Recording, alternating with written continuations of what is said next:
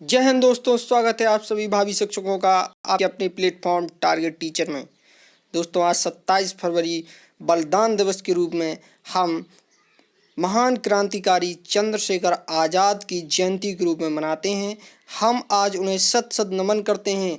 इस वीर क्रांतिकारी जिसने हमारी स्वतंत्रता में एक महान योगदान दिया था, इनको हम हमेशा याद करते रहेंगे, इन्हें हम शत शत नमन करते रहेंगे, अपने हृदय में हमेशा संजोए रहेंगे। तो दोस्तों, आज के इस वीडियो में हम मनोविज्ञान से सेक्शन को आगे बढ़ाते हुए बात करेंगे। और हमने अपने पिछले वीडियो में जाना था कि मनोविज्ञान की उत्पत्ति दर्शन शास्त्र से हुई है, दर्शन शास्त्र मनोविज्ञान की जननी है, और किस प्रकार मनोविज्ञान आत्मा के विज्ञान के रूप में आया, और उसके बाद फिर मन के विज्ञान के रूप में, और इसके बाद चेतना के विज्ञान के रूप में और व्यवहार के विज्ञान के रूप में आया। हमने अपने पिछले वीडियो में ये सब बताया था आपको, और आपको कुछ इम्पोर्टेंट प्रश्न भी बताए थे। तो अगर आपने वह वीडियो ना देखा हो तो हमारे चैनल को सब्सक्राइब कीजिएगा, वीडियो को लाइक कीजिएगा, और हमारे प्लेलिस्ट में जाकर उस वीडियो को देख लीजिएगा ताकि आपको इस वीडियो को बेहतर समझ में आ सके। तो दोस्तों, चलिए शुरुआत करते हैं। बाल मनोविज्ञान या बाल विकास में अंतर। दोस्त, उसके पहले आप ये जानिए कि मनोविज्ञान क्या था। मनोविज्ञान दोस्त, मैंने बताया था कि मनोविज्ञान दोस्त क्या होता है। मानव जीवन के व्यवहार का अध्ययन, मानव जीवन के व्यवहार का अध्ययन ही क्या करना। मैंने बताया था कि 19वीं शताब्दी आते आते मनोविज्ञान को व्यवहार का विज्ञान मानने लगा था। और किसने माना था? जे.बी. वॉटसन ने सबसे पहले ऐसा कहा था। इसलिए व्यवहारवाद का जनक किसे कहा था? वॉटसन को कहा था हमने। और स्किनर, पावलोव इसके आदि मनोवैज्ञानिक इसके समर्थक थे। तो मनोविज्ञान के अंतर्गत व्यवहार, मानव जीवन के व्यवहार का अध्ययन किया जाता है।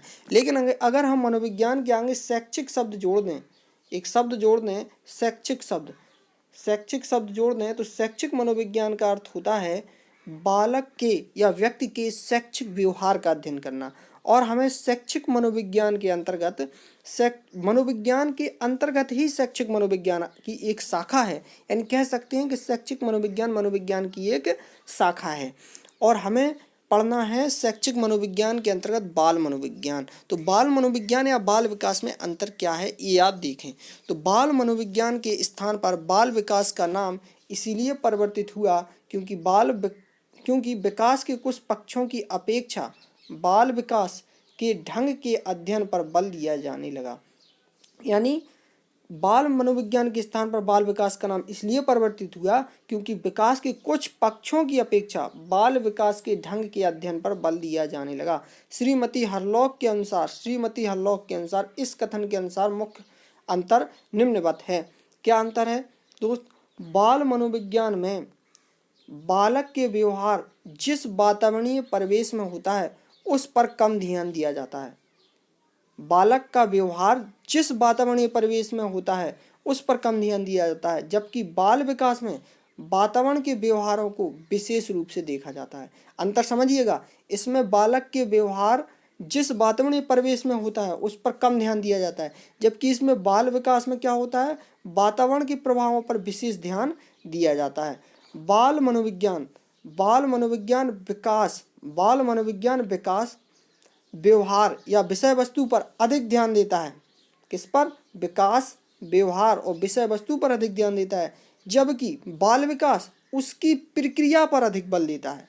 यानी आगे समझिए दोस्त, बाल मनोविज्ञान में गर्भावस्था से बाल्यावस्था पर ही विशेष रूप से ध्यान दिया जाता है, जबकि बाल विकास में गर्भावस्था से किशोरावस्था तक के अध्ययन पर विकास दिया जाता है।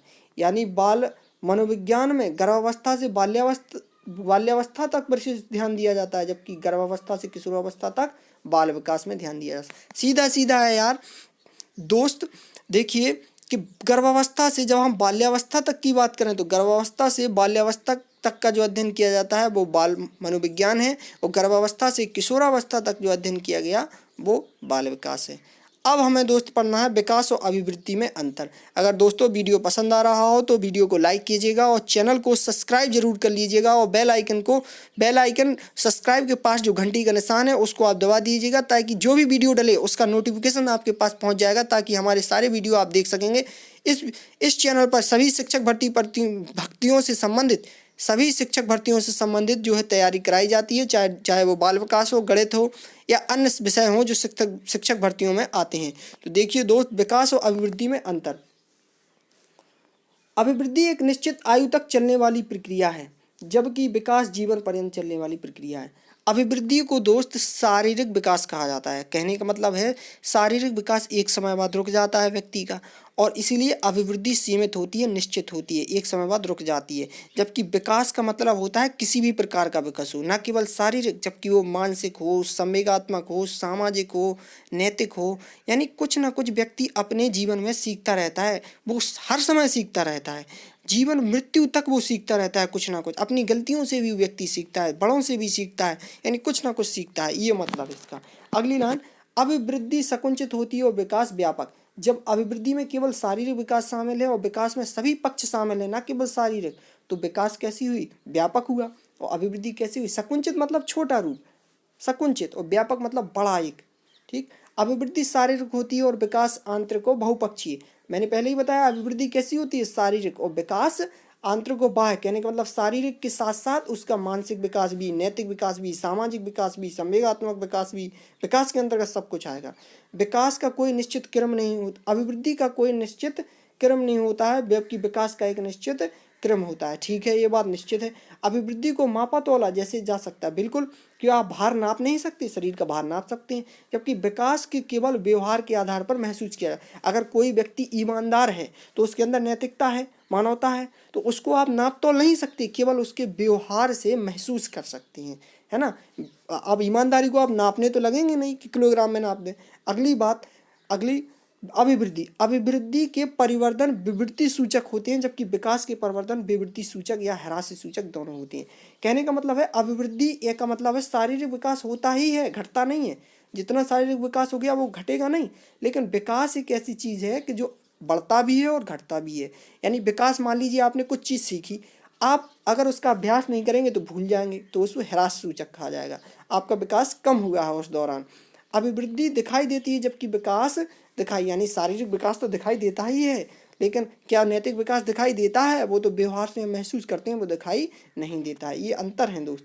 अभिवृद्धि विकास का ही हिस्सा है, यानी विकास के अंतर्गत अभिवृद्धि आती है, जबकि विकास स्वतंत्र एवं चहुमुखी होता है। वृद्धि के अभाव में विकास संभव नहीं है, यानी वृद्धि और विकास एक दूसरे के पूरक हैं, और वृद्धि, विकास में वृद्धि शामिल है, और वृद्धि और विकास एक साथ होने वाली प्रक्रिया है। और लेकिन तो इनमें हमने आपको अंतर बता दिया है, और ये दोनों साथ साथ चलने वाली प्रक्रिया हैं। दोस्त, वीडियो पसंद आया हो तो चैनल को सब्सक्राइब कीजिए, वीडियो को लाइक कीजिए और बेल आइकन को दबा लीजिए। धन्यवाद दोस्तों, आपका दिन शुभ हो।